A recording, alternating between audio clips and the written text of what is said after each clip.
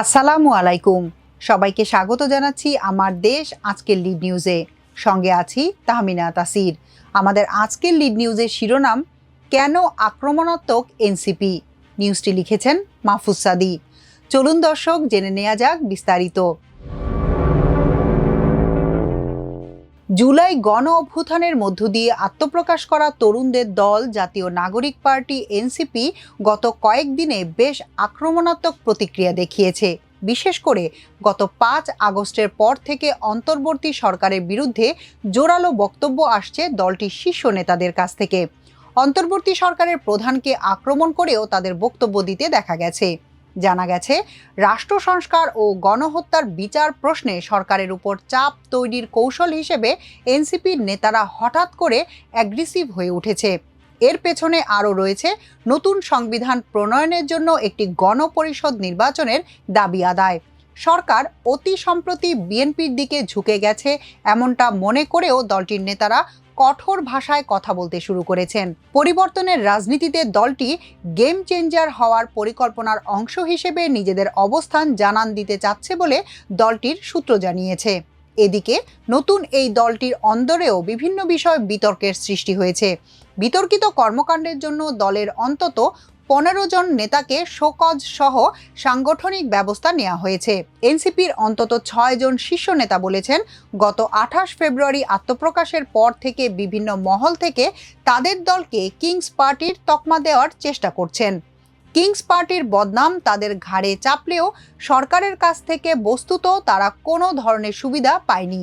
এ ধরনের সুবিধা তারা প্রত্যাশাও করে না।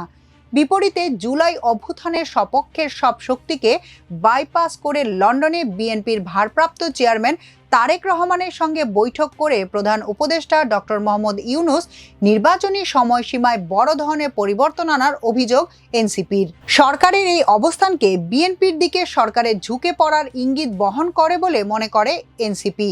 সরকারের পরবর্তী বেশ কিছু পদক্ষেপে বিষয়টি আরও স্পষ্ট হয়ে উঠেছে বলে তাদের অভিযোগ। এনসিপি নেতা দক্ষিণাঞ্চলের মুখ্য সংগঠক হাসনাত আবদুল্লাহ ইতোমধ্যে প্রধান উপদেষ্টা নোবেলজয়ী ডক্টর মোহাম্মদ ইউনূসকেও আক্রমণ করে বসেছেন। তিনি বলেছেন, প্রধান উপদেষ্টা লন্ডনে সেজদা দিয়ে এসেছেন। এনসিপি মনে করে তারেক রহমানের সঙ্গে ডক্টর ইউনূস যেভাবে বৈঠক করে যৌথ বিবৃতি দেওয়া হয়েছে, জুলাই ঘোষণাপত্র কাটছাঁট করে যেভাবে দিয়েছে সরকার, বিএনপির আপত্তিতে জুলাই সনদে মৌলিক ও গুরুত্বপূর্ণ সংস্কার নিয়ে যে জটিলতা দেখা যাচ্ছে, বিচার প্রক্রিয়ার যে ধীর গতি লক্ষ্য করা যাচ্ছে এবং ছাত্র উপদেষ্টাদের নিয়ে অন্তরালে যা হচ্ছে, এতে সরকারের উপর চাপ তৈরি করার কোনো বিকল্প নেই। সে কারণে এনসিপি এখন আক্রমণাত্মক ভূমিকায় যাওয়ার কৌশল নিয়ে এগুচ্ছে। এনসিপির 2 জন নীতি নির্ধারণী রাজনৈতিক পরিষদের একাধিক নেতা বলেছেন, জুলাই ঘোষণাপত্র দেওয়ার সিদ্ধান্ত নিয়েছিল গণ অভ্যুত্থানের ছাত্রনেতারা। রাজনৈতিক দলগুলোর ঐক্যমত্যের ভিত্তিতে সেটি দেওয়ার কথা বলে আটকে দেয় অন্তর্বর্তী সরকার। সেই ঘোষণাপত্র দেয়া হলো অভ্যুত্থানের 1 বছর পূর্তির দিন, যখন জুলাই সনদ দেওয়ার কথা ছিল।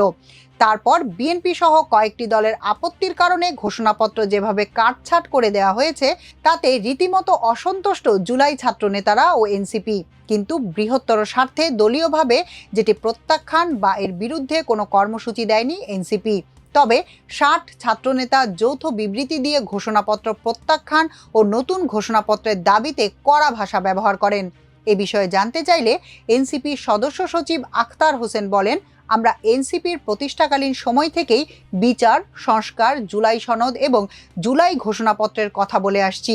জুলাই ঘোষণাপত্রের যে অপব্যবহার হয়ে গেছে এবং আমাদের আশাভঙ্গ হয়ে গেছে, সেই বিষয়টা আমাদেরকে সত্যিই সরকারের বিষয়ে চিন্তায় ফেলেছে।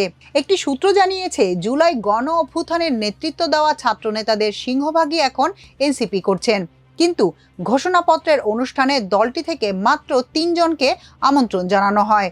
সরকার গঠনের লিয়াজু কমিটির সদস্য হওয়ার পরও নাসিরুদ্দিন পাটোয়ারি ও আরিফুল ইসলাম আবিদকে দাওয়াত দেওয়া হয়নি।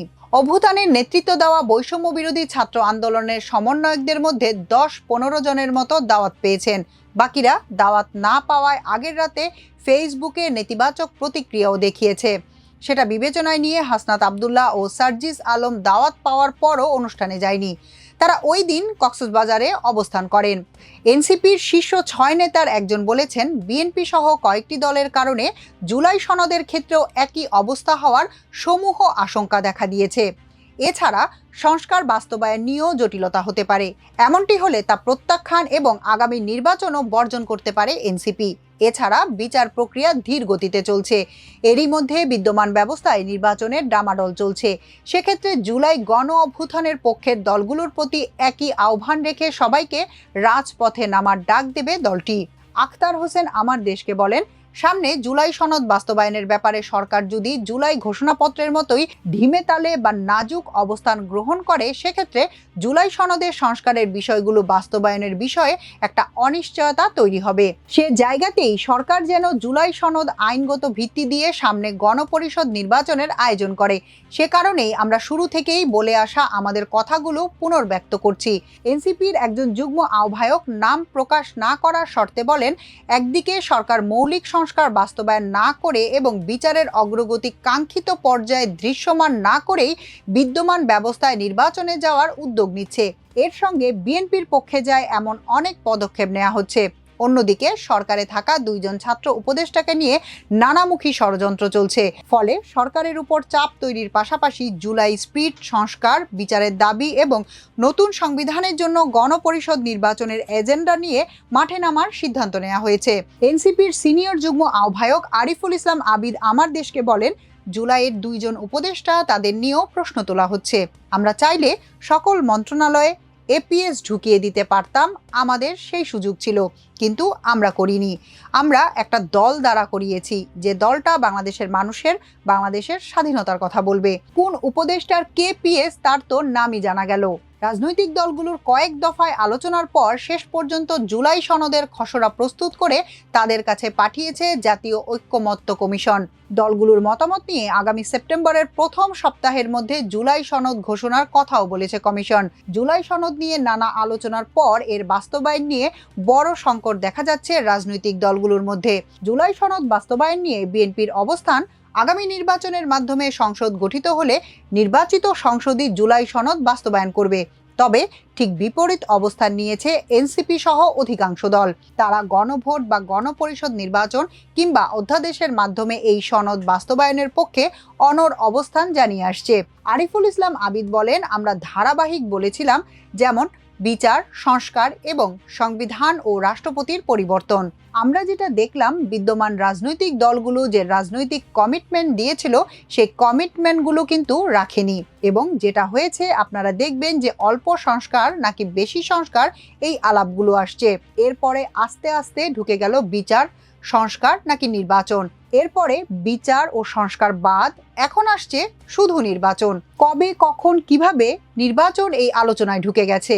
আমরা দেখছি যে সময় যত যাচ্ছে এই সংস্থা বা 2-1টি রাজনৈতিক দল সহ একটা রাজনৈতিক বোঝাপড়ার ইলেকশনের দিকে এগিয়ে যাচ্ছে।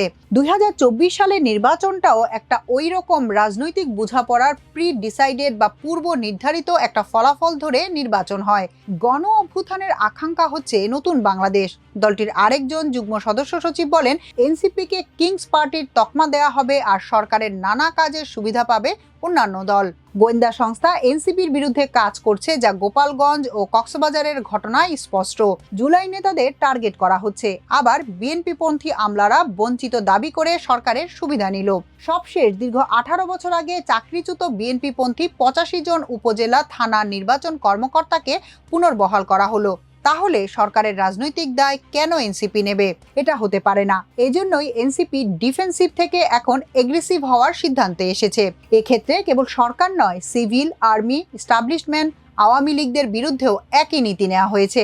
আইন উপদেষ্টা আসিফ নজরুল সম্প্রতি চিকিৎসক সমাজকে নিয়ে অবমাননাকর মন্তব্য করেছেন উল্লেখ করে এর নিন্দা ও প্রতিবাদ জানায় এনসিপির হেলথ উইং। তারা বলেছে, একজন দায়িত্বশীল পদে থেকে জাতির অগ্রগামী স্বাস্থ্য সেনাদের বিরুদ্ধে এমন অপমানজনক মন্তব্য কেবল অগ্রহণযোগ্যই নয়, এটি চরম দায়িত্বজ্ঞানহীনতা ও রাষ্ট্রবিরোধী অবস্থানের শামিল। উপদেষ্টা আসিফ নজরুলের মতো দায়িত্বজ্ঞানহীন ব্যক্তিদের জবাবদিহির আওতায় আনতে হবে এবং ক্ষমা চাইতে হবে। এনসিপির যুগ্ম সদস্য সচিব মুশফিকুস সালেহীন আমার দেশকে বলেন, গণ অভ্যুত্থানের এই সরকারের প্রতি জনগণের মতো আমাদেরও অনেক প্রত্যাশা রয়েছে। শুধু সাংবিধানিক সংস্কার নয়, দুদক, স্বাস্থ্য খাত, পুলিশ প্রশাসন, নির্বাচন ব্যবস্থা সহ অন্যান্য যেসব সংস্কারের বিষয়ে আগেই সকল দল একমত হয়েছে, সেগুলো বাস্তবায়ন করা সরকারের দায়িত্ব। শুরুর দিকে নানা সংকট কাটিয়ে সরকার এখন স্থিতিশীল হলেও অনেক ক্ষেত্রে কাজের গতি ধীর, যা আমাদের হতাশ করছে। রাজনৈতিক দল হিসেবে গঠনমূলক সমালোচনা করে সরকারকে তাদের দায়িত্ব মনে করিয়ে দেওয়ার কাজটাই এনসিপি করছে। গত বুধ ও বৃহস্পতিবার কেন্দ্রীয় কার্যালয়ে প্রায় ১.৫ শতাধিক নেতাকর্মী নিয়ে ২ দিনব্যাপী সাধারণ সভা করে এনসিপি। সূত্র জানায়, সেখানে দলের আগামী দিনের রাজনীতি কেমন হবে, এজেন্ডা কি হবে তা ঠিক করা হয়। সেখানে ৯০ গণ অভ্যুত্থানের ৩ জোটের রূপরেখা বাস্তবায়ন না হওয়া, জাসদের রাজনৈতিক ব্যর্থতা, ফ্রিডম পার্টির নেতাদের ফাঁসি হওয়া সহ নানা বিষয়ে তাত্ত্বিক ও বাস্তবতা নিয়ে বিস্তারিত আলোচনা হয়। দেশ বিদেশের বিভিন্ন গণতান্ত্রিক আন্দোলন ও বিপ্লব পর্যালোচনা করে বিপ্লবের অতি বিপ্লবী বা হঠকারী রাজনীতি না করার নীতি নেওয়া হয়। পাশাপাশি দলের বিস্তার, সাংগঠনিক কাঠামো শক্তিশালী করা, দলের শৃঙ্খলা রক্ষায় কঠোর হওয়া, যে কোনো বিষয়ে সর্বসম্মত সিদ্ধান্ত নেওয়া, সব নেতাকে এক লাইনে কথা বলার সিদ্ধান্ত হয়।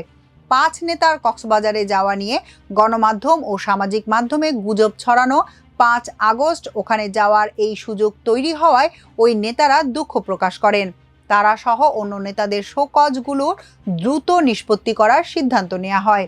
এনসিপি সভায় বেশ কয়েকজন নেতা আগের ফ্যাসিবাদী ব্যবস্থা, বিদ্যমান কাঠামোর অধীনে অন্তর্বর্তী সরকারের আগামী নির্বাচন করার বৈধতা না থাকার বিষয়টি যুক্তিতর্ক দিয়ে তুলে ধরেন।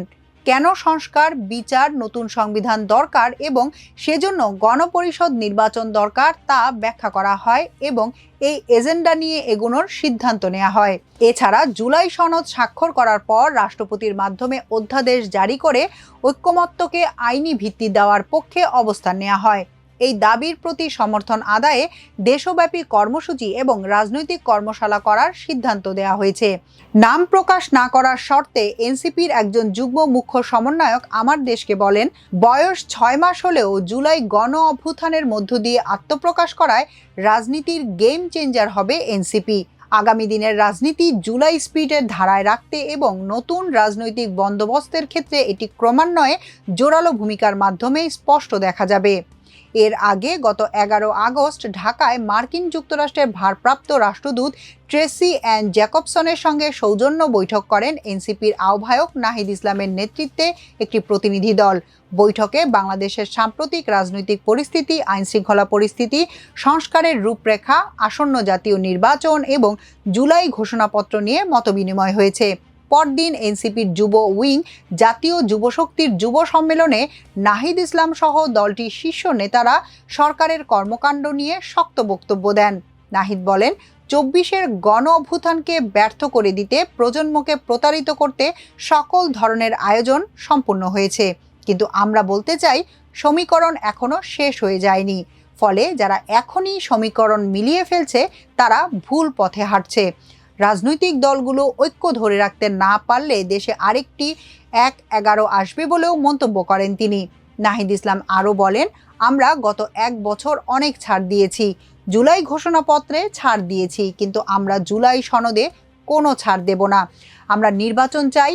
নির্বাচন গণতন্ত্র ও ভোটাধিকারের অধিকারের জন্যই আমাদের লড়াই ছিল, কিন্তু আমরা এও বলি যে পরিবর্তনের মধ্যে দিয়ে বাংলাদেশকে যেতে হবে। জাতীয় নাগরিক পার্টি এনসিপি গঠনের ৬ মাস যেতে না যেতেই দলটির নেতাদের নানা বিতর্কিত কর্মকাণ্ডের খবর প্রকাশ হতে শুরু করেছে। এসব ঘটনায় দলটির দায়িত্বশীল নেতা সহ দলটির অন্তত ১৫ জন নেতাকে শোকজ করা হয়েছে।